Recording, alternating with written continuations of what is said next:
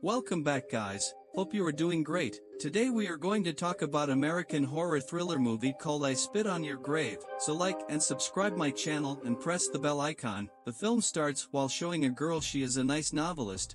Her name was Jennifer Hill. She used to write nice novels. For this she wants a silent and peaceful place. It means there is peace everywhere. She will stay there alone and will write novels. That's why she shifts to another place. She rents an old house. Its owner was an old man, and it was in a deserted area. She was going to her house, but she forgets the way. On the way she meets three boys. They were at a gas station and they start flirting with her while talking to her very sweetly with it. They also tell her the way to the house like this. Those boys also come to know the address of her house. While Jennifer reaches her house, she was liking the silence of her house. She sets her things and organizes everything there. Then she sits and starts writing a novel. She was enjoying the environment of the place. At night she was talking to her friend. Meanwhile she hears a voice. It was coming from a storeroom outside her house. She goes there to check, but there was none. It was just the noise of the air. She again sits, but her drink falls on her clothes, so she goes to the washroom to wash her clothes. There was someone recording her secretly. The next morning she returns from jogging. On the way she sees an old broken house. She gets shocked.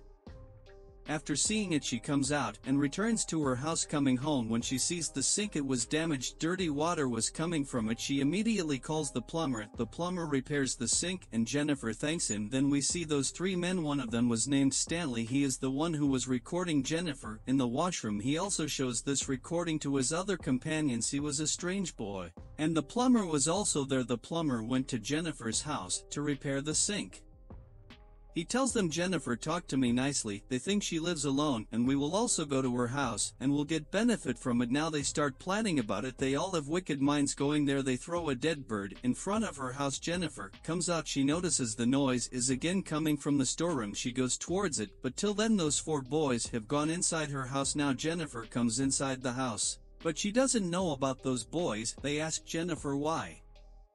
You live alone here. Why did you come here? Jennifer tells them to write a novel. One of the boys named Johnny, he asks Jennifer to drink. He hurts her with a baseball bat. He asks her to show her teeth and tortures her. He asks her to remove her teeth. The other three were throwing the matchsticks on her. They were making fun of her. Jennifer immediately runs from there and moves to the forest. She meets a sheriff in the forest. There was a boy with sheriff. Sheriff asks him to go. I will go with Jennifer to her house to see what happened, but here the problem will increase more because the sheriff was also included with those boys. The sheriff goes with Jennifer to her house. Going home he locks the door. He behaves strangely with Jennifer with it. He calls someone. They were none other than those four people. The plumber behaves badly with Jennifer. He seduces her, but even then Jennifer escapes from there, but she was caught again, this time including sheriff. The other four also do bad things with Jennifer. They all were bad men. Jennifer's condition gets worse. She runs outside. While running she reaches a bridge. She jumps in the water in front of all. They think maybe she is dead. Now they start removing all the evidence. They set all the proof on fire from which they can be caught. They stand there for a long time to search for her, that she is dead or ran away, but they didn't see anything. They see and confirm that she is dead.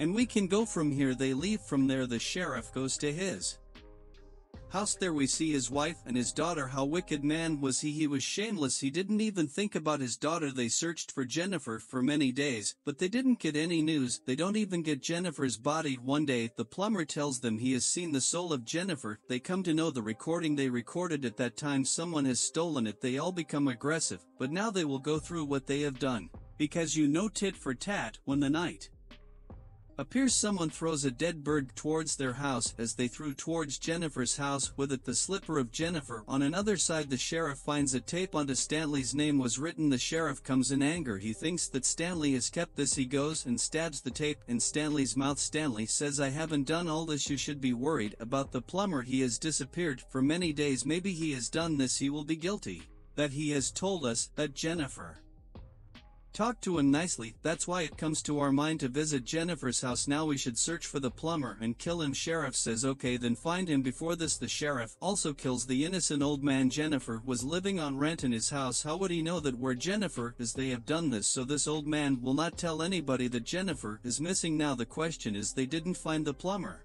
so where was he? He was in the house of Jennifer. Jennifer makes the Plumber faint while putting the rope in his neck. On another side, Stanley's companion hears the sound of music. Now Stanley and his companion go to search for the place. They reach in that strange and broken house. Jennifer has seen it. Stanley and his companion go inside. Stanley's friend goes inside the house from the door, and Stanley tries to go inside the house from the backyard. It was from inside the forest. Jennifer was ready in the forest to take revenge on all of them. Stanley sees Jennifer. He moves towards her, but his foot is stuck in a trap. He screams and calls his friends. His friends come and Jennifer attacks them with a baseball bat. She makes them faint. Jennifer has made 3 men faint. Now she tied the friend of Stanley. She tied him to a bathtub, and water was coming from behind. Jennifer has tied Stanley with a tree in the forest. She records him. She puts a dead rat in his mouth. The hook from which the fish is caught, she puts it in his eyes and hangs it with the tree, that if he will do any movement his eyes will be cut. Meanwhile, Jennifer cuts the fish in pieces and places its organs on Stanley's face, so the eagles and crows will come and eat it from his face, and he will feel pain. Now the scene shifts to the friend of Stanley. He says to Jennifer, "Forgive us, we know we have done a mistake," but Jennifer will not accept this time. She dips him into the bathtub, then she pours acid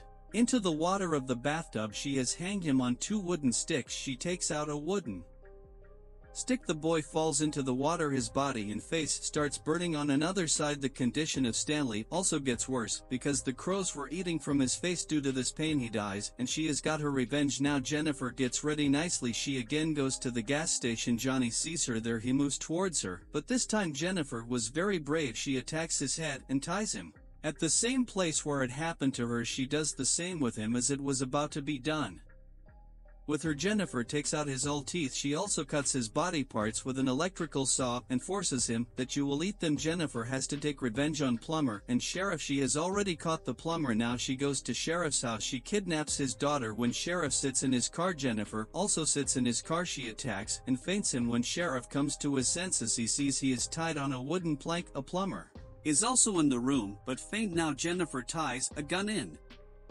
Plumber's hand that it will shoot a bullet automatically. With it, 2 people will be killed with 1 shoot. Jennifer was waiting while sitting outside that when he will come to his senses, and this will happen as the plumber comes to his senses. His hand moves and the bullet shoots. It shoots at the back of Sheriff. The same bullet also shoots at the plumber and he dies while sitting outside. Jennifer was getting happy that she has taken her revenge with it. The movie ends here.